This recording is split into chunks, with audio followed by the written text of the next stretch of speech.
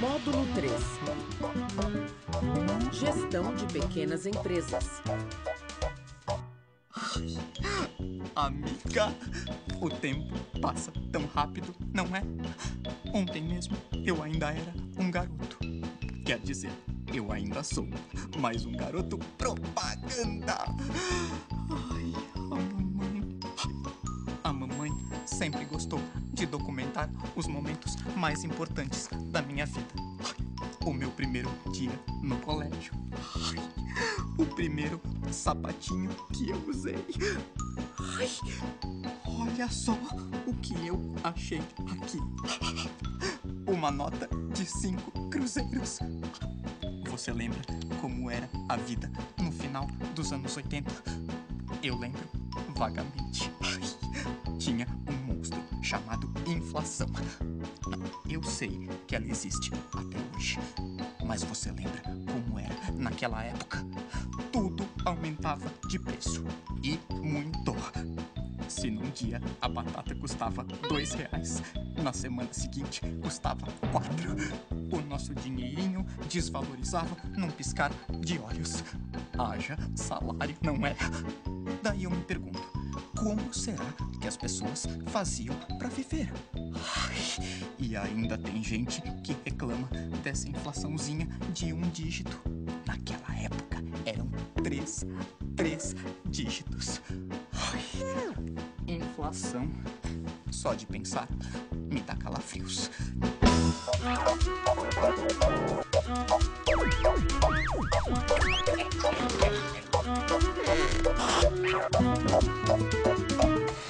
Programa 10. Matemática financeira, parte 1. Todo brasileiro é, por natureza, técnico de futebol e economista. É verdade, economista. Foram tantos anos convivendo com a danada da inflação que todo mundo tinha que saber um mínimo de economia para conseguir pagar as contas. Agora, será que a inflação, mesmo menor, ainda tira o sono das pessoas? Com o dinheiro que o senhor fazia supermercado há 1 ano atrás, ainda dá para fazer o mesmo supermercado hoje? Não. Os preços, né, aumentaram muito, o preço de mercadoria. Algumas coisas aumentaram, mas tem muitas que o valor permaneceu mesmo. Uma nota de R$50, a que você tem no bolso hoje, ela vale a mesma coisa que valia 1 ano atrás? Não, também não, infelizmente. De maneira alguma. Valorizou bastante. Aumentou o consumo de energia elétrica ou aumentou o preço do quilowatt? O que aumentou? Aumentou o preço do quilowatt. Aumentou o valor da conta de luz. O preço da luz que está mais caro. O consumo é o mesmo, praticamente, de alguns anos atrás. Eu tô aqui com o professor Galo, que é um especialista no assunto. Ele vai responder algumas perguntas que as pessoas fizeram na rua. O que é inflação e como isso afeta o nosso dia a dia? É quando todos os preços da economia sobem. Todas as coisas, ônibus, arroz, feijão, aluguel, tudo sobe na economia. Isso é inflação. E como que afeta o nosso dia a dia? Justamente em todos os momentos. Quando eu vou tomar um ônibus, o ônibus está mais caro, isso está afetando o meu bolso, fica tudo mais caro e o salário fica menor dentro disso. Já houve um tempo em que a inflação era um verdadeiro monstro a assombrar a vida das famílias. Era preciso correr para pagar as contas e encher as prateleiras da cozinha com alimentos.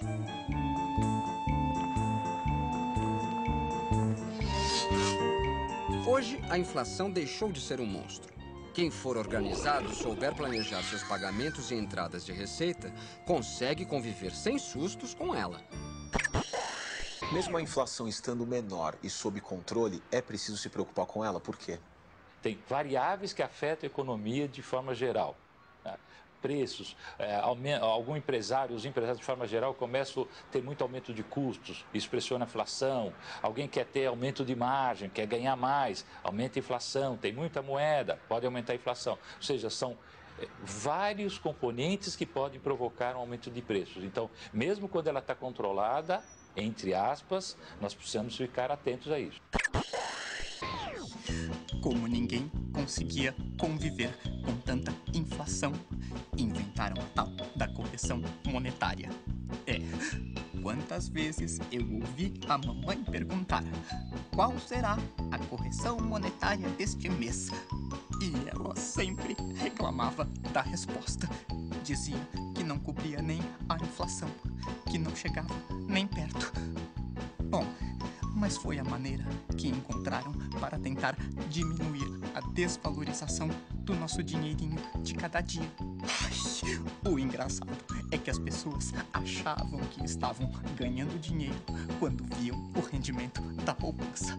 Pura ilusão, pura correção monetária. Mas ela deu tão certo que está aí até hoje.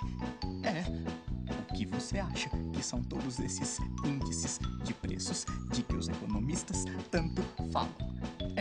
Esses índices todos, os IGPCs da vida. Esses que a gente usa para corrigir os aluguéis, as contas de telefone, de luz, até mesmo os salários.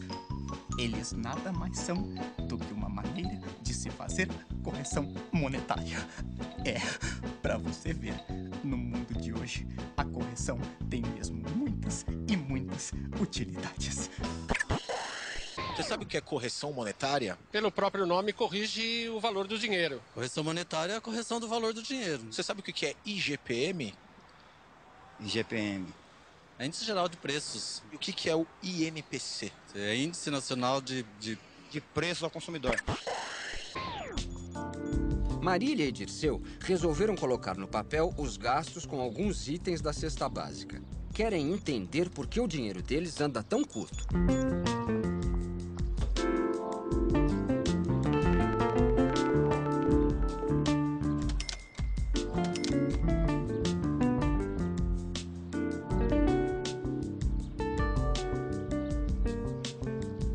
Marília e Dirceu têm razão. De um ano para o outro, os gastos aumentaram. Eles precisam de uma correção de cerca de 14% para manter o mesmo poder de compra. Vocês não tiveram aumento salarial. Professor, o que é exatamente a correção monetária? Correção monetária é o termo que a gente usa justamente para incorporar a inflação aos preços. E essa correção monetária é feita de que maneira hoje em dia? É feita com base em alguns índices de preços. Os principais são IGP, IPC, INPC, IGPM. São índices que medem qual foi a inflação numa determinada população, ok? E que permitem você usar isto justamente para corrigir monetariamente aquele preço, aquele salário, etc.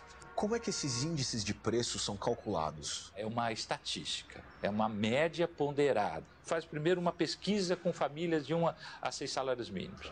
O que o senhor consome? Quanto o senhor gasta? Quantos por cento do seu orçamento é em transporte? Quantos por cento é alimentação? Quantos por cento é educação? Faz todo o rol de gasto. Computa tudo isso. Chega no mês seguinte, verifica quanto foi a evolução de preços de cada um desses itens. É só isso. O senhor sabe o que são juros? Juros, sim. São rendimentos do capital. Os juros que não dão para evitar quando a pessoa está descontrolada das finanças, são os juros basicamente de cartão de crédito e cheque especial. Encargos financeiros de banco, cartão de crédito. Toda compra parcelada tem um juro embutido. Você já se deu mal com juros alguma vez? Já me dei bastante mal. Eu cheguei ao ponto de ter que vender o meu carro para pagar dívidas por conta de juros acumulados. Eu me dei mal que eu fiz um financiamento e o juro tive que negociar depois. Nas compras parceladas, que teoricamente o vendedor diz que é sem juros, se possui alguns juros embutidos. Não existe isso no mercado. Toda vez que alguém falar, olha, você paga isso 5 vezes sem juros, não é verdade. Ele é uma operação financeira. Esse bem à vista custa menos do que parcelado. Pedro tem um banco. Como Ana confia em Pedro, resolveu deixar seu dinheiro guardado com ele por algum tempo em troca de juros.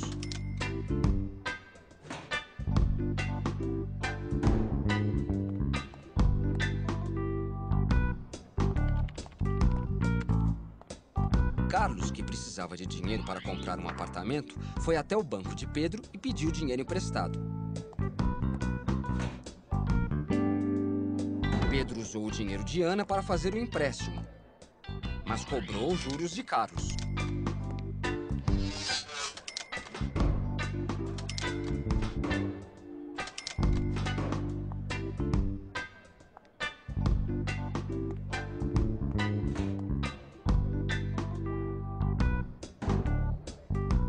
Os juros cobrados de Carlos foram um pouco maiores do que pagou a Ana quando ela foi retirar seu dinheiro no banco. Assim, o banco de Pedro também lucrou. Professor Galo, o que são os juros? 10% de juros. Qual é o capital inicial? R$100.